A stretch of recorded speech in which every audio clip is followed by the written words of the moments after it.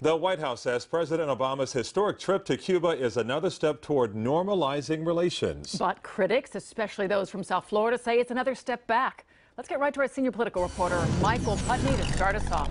Laurie Cullen, the president will not meet with Fidel Castro during his visit.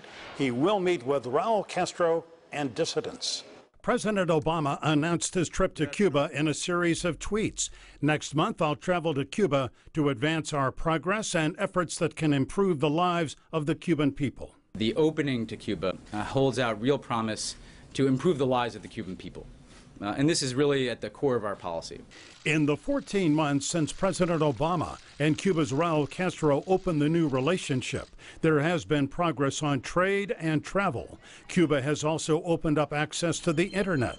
But on human rights, the situation in Cuba has only gotten worse. There is no justification for President Obama to make a visit to Cuba before any real and substantive democratic reforms are made by the Castro regime, and no such reforms have happened. I think it would have been a real surprise if President Obama would have announced that he was not going to go visit Castro and Cuba.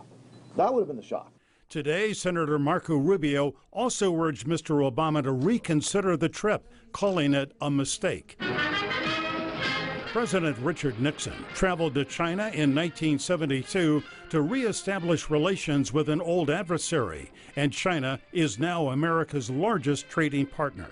What's the difference between Nixon going to China and Obama going to Cuba? Nixon came from a position of strength. People knew that Nixon could make such an arrangement with China. I'm not excusing it. I'm saying what historians say, because people knew that his philosophy was a tough one. Obama comes from a position of weakness. The White House, of course, would dispute that. After his two-day visit to Cuba, Mr. Obama is going to travel on to Argentina. In the newsroom, Michael Putney, Local 10 News.